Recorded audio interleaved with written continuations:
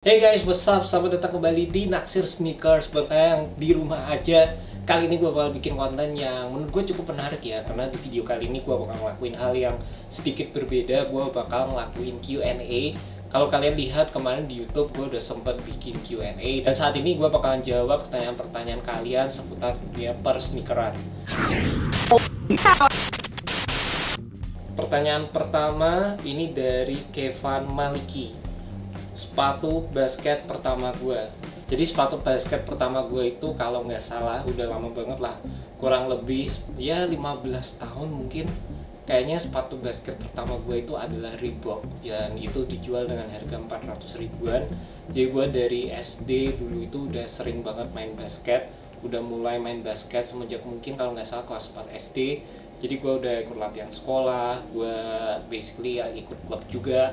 Dan sepatu basket pertama gue adalah Reebok, sepatu yang biasa aja, build-nya itu leather. Dan kalau nggak salah itu sepatu juga cocok banget buat white footers. Dan by the way, sepatu itu ya teknologinya DMX juga kalau nggak salah. Itu merupakan salah satu sepatu yang nostalgia banget. Gue nggak tahu gue bisa masukin gambarnya atau enggak karena gue udah lupa namanya apa. Tapi gue cuma ingat bentuknya. Kalau sepatu basket pertama yang gue punya yang cukup harganya cukup mahal waktu itu adalah gue punya N1, itu harganya 950 ribuan. Shout out juga buat N1 karena sepatu itu menurut gue nyaman banget pada masanya dan dulu booming banget lah N1. Oke, pertanyaan kedua di sini ada Ice Diamond. Kenapa nggak review Harden Volume 3? Well, karena simple aja jawabannya, karena sepatu Harden Volume 3 udah lewat masanya. Jadi gue selalu nge-review sepatu-sepatu yang terbaru aja, gue nggak nge-review sepatu-sepatu lama, kecuali sepatu tersebut di retro atau keluaran terbaru baru gue review. Tapi kalau sepatu-sepatu yang lama udah lewat masanya, kebanyakan gue kayaknya nggak bakal review. Dan gue itu selalu moving forward aja guys. Banyak dari kalian yang tanya kenapa nggak review sepatu kayak Curry 5. Curry 5 itu udah lewat berapa tahun. Kalau kalian mau pakai sepatunya, terus kalian mau pakai bermain basket, juga menurut gua nggak bakal sedurable sepatu-sepatu zaman sekarang. Jadi sekedar info juga buat kalian, kalau kalian beli sepatu baru yang mungkin udah berumur dan sepatu itu nggak pernah dipakai, menurut gue pribadi sepatu itu nggak akan sedurable sepatu-sepatu zaman sekarang. Karena salah satu alasan sepatu itu bisa tahan lama karena sepatu itu juga sering dipakai. Jadi kalau jarang dipakai, pastikan dulu kalian cek semuanya, jadi kalian masih bisa pakai sepatunya juga. Next, pertanyaan ketiga ini dari Rifan99. Worth it nggak sih bang beli sepatu basket atau sneakers second? Kalau tahu di mana bang IG yang jual sepatu second masih good condition? Worth it atau enggak itu tergantung dari kalian masing-masing. Kalau menurut gue nggak ada masalah sama sekali. Beli sepatu second, kadang ada sepatu-sepatu yang masih dibilang bener-bener bagus kondisinya, tractionnya itu masih bagus, lemnya juga masih bagus, dan kalau menurut gue masih dalam jangka waktu setahun 2 tahun itu masih oke banget. Jadi kalian bisa dapetin harga yang bener-bener steel, kalian masih bisa pakai sepatunya, dan untuk overall durabilitasnya sendiri masih oke. Buat gue pribadi itu lebih mending daripada kalian beli sepatu dead stock yang udah 5-10 tahun. Itu gue no offense juga sih sebenarnya sama orang-orang yang begitu, karena memang mungkin sepatunya mereka suka banget atau mungkin memang buat dipajang aja, bukan untuk dipakai secara keseharian penuh. Tapi mungkin kalau kalian mau pakai sepatunya itu untuk daily beaters, kalian bakal sering pakai sepatunya, usahain kalian jangan beli sepatu yang terlalu lama. Dan kalau misalnya kalian beli second, menurut gue carilah yang kondisinya itu masih oke. Jadi kalian masih bisa ngerasain sepatu itu dengan optimal guys. Next, ini pertanyaan dari Gabriel Evan. Bedanya Nike Air Strobel sama Nike Full Zoom Back. Oke, jadi bedanya itu gampang banget.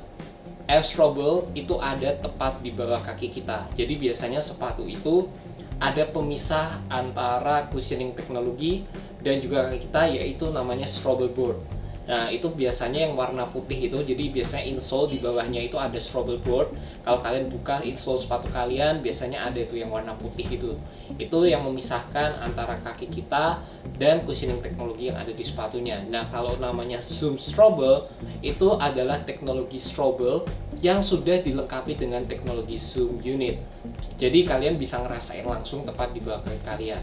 Dibandingkan dengan Fulling Zoom yang teknologi cushionnya itu full di bawah kaki kita, tapi ada pemisah antara kaki kita dan juga teknologi tersebut, yaitu Strobel board tersendiri.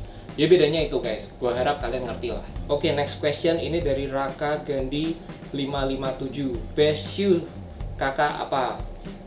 Best shoes gue apa ya? Gue bingung sih, sekarang udah banyak banget sepatu yang gue cobain. Jadi gue nggak bisa pilih salah satu. Kayaknya gue bakal kasih info aja kalian satu yang gue paling suka sekarang, yaitu ada di sini. Ini gue suka banget sih.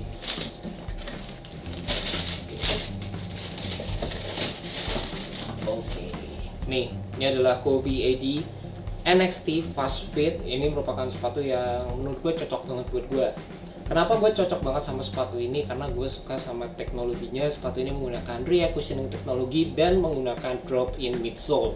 Jadi ini juga beda sama Strobel board. Kalau Strobel board itu kita merasakan cushioningnya di bawah sepatu kita, kayak Strobel, Strobel itu cushioning di bawah kita langsung. Nah di sini sepatu ini menggunakan midsole yang ini merupakan teknologi dari Nike React Cushioning.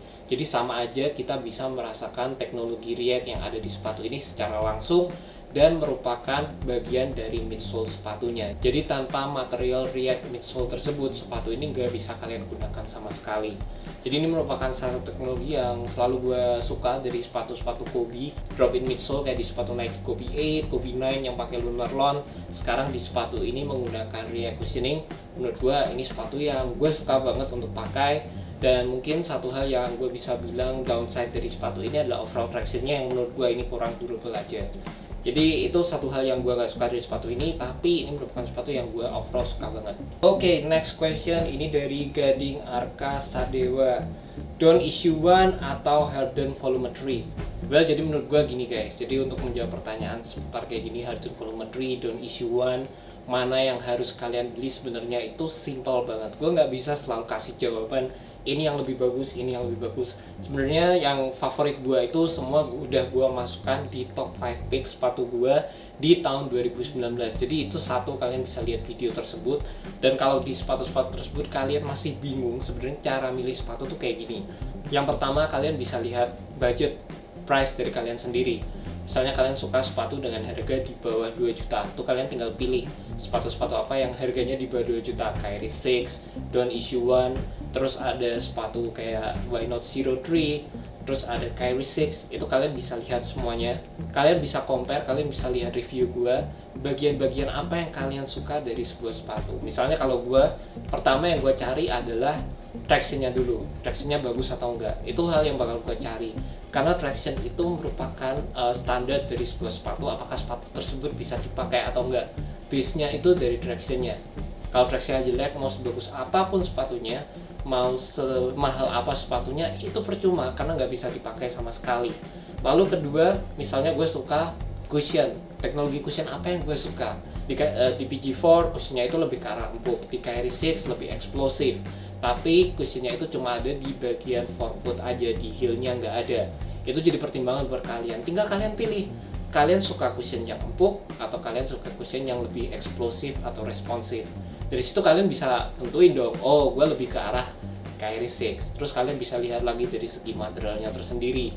Kalian suka material yang mesh, atau kalian suka material yang leather, atau kalian suka material yang knit material. Kalian tinggal pilih tuh, kalian suka yang mana. Jadi kalian bisa lihat nih, mana yang paling cocok buat kalian sesuai budget kalian masing-masing, dan kalian bisa tentuin sepatu terbaik kalian.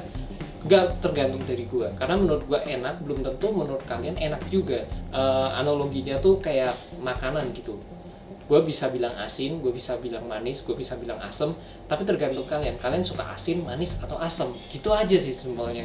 Jadi kalau banyak dari kalian yang tanya pilih ini atau pilih ini, ya itu kembali lagi, itu jawaban pribadi gue, dan seharusnya kalian juga punya jawaban yang bisa menentukan sendiri ke kaliannya sendiri guys, mana sepatu terbaik buat kalian masing-masing, dari segi harga, dari segi fitur-fiturnya sendiri, dari segi materialnya, dan itu semuanya cocok buat kalian. Terlebih lagi carilah sepatu yang cocok dan bisa melengkapi gaya permainan kalian masing-masing. Contohnya kalau gue shooters, gue suka melakukan gerakan kayak one dribble pull up. Berarti salah satu fitur yang penting banget buat gue adalah pertama traction, satu lagi adalah overall stability dari sepatunya. Gue mungkin gak terlalu suka cushion yang tinggi kayak di LeBron 17, karena memang sepatu itu bener-bener mementingkan maksimum cushion banget. Tapi gue lebih cari cushion yang netral, low to the ground, dan itu semua gue udah jelasin di video gue. Jadi kalian tinggal klik, kalian tinggal lihat videonya, dan kalian bisa nentuin sendiri sepatu yang terbaik buat kalian masing-masing. Oke, ini dari RYN HMD, nyari Jordan 1 yang gampang gimana? Ini gue juga jengkel banget. Banyak orang yang sebenarnya nggak paham Jordan 1, cuma pengen dapat sepatunya, cari harga yang murah. Cari sepatu Air Jordan paling gampang, paling murah adalah kalian beli di retail store, contohnya seperti di Hoops Point. Jadi kalian tinggal beli, kalian bisa antri atau kalian bisa beli online, dan toko-toko tersebut menjual produk retail guys. Jadi kalian nggak perlu takut sepatu tersebut palsu, dan kalian bisa beli harga yang resmi dari Nike-nya sendiri, bukan harga yang di markup, bukan harga-harga yang udah melambung tinggi. Jadi memang harganya segitu, bukan permainan guys. Oke, last question, sepatu yang performance-nya paling jelek. Ini dari Inalatu Mariana. Satu sepatu yang pernah gue review dan performance-nya menurut gue masih belum oke adalah sepatu dari Boulder Bro. Karena memang sepatu ini dijual dengan harga yang benar-benar cukup affordable. Pertama, gue nggak suka dengan off-road traction yang diberikan, karena menurut gue off-road traction-nya ini licin. Kecuali kalau kalian main di lapangan tenis yang kasar gitu, ini oke. Terlebih lagi sepatu ini nggak punya support yang menurut gue mendukung sebagai sepatu basket. Jadi nggak ada heel counter, lalu nggak ada shank plate-nya juga, jadi kalian bisa twist sepatunya kayak gini. Dan beberapa hal yang menurut gue oke di sepatu ini cuma pada bagian paddingnya di samping dan juga pada bagian outrigger-nya, that's it. Dan gue nggak bisa berharap banyak sama sepatu ini karena memang dijual dengan harga yang benar-benar affordable, 200.000. Dan it is what it is guys. Dan sepatu gue yang lain sebenarnya pernah gue review selalu Nike, Adidas, Under Armour, jadi juga udah cukup bagus, dan gue nggak bisa bandingin sama sepatu Boulder Bro juga. Oke guys, and that's about it. Ini adalah sesi Q&A pertama Naksir Sneakers. Gue berharap next gue bisa bikin sesi-sesi Q&A berikutnya. Dan kalau kalian banyak juga yang request di sini, bang kenapa nggak nge-review ini, nggak nge-review ini, nggak nge-review ini, dan gampang banget, kalian tinggal subscribe. Dan semoga dengan channel ini semakin bertumbuh, semakin besar, gue makin bisa review produk-produk lain juga. Jadi mungkin produk lokal makin banyak, terus produk basketnya juga makin beragam. Dan please guys, jadi kalian tinggal support aja, gampang banget caranya, tinggal klik subscribe. Lalu juga kalian bisa follow gue di Instagram @billyart22. And see you next video guys. Next video gue bakal review Air Jordan 13 Chinese New Year. Itu sepatu by the way gokil banget, gue suka banget sama performance-nya. See you next video guys, peace.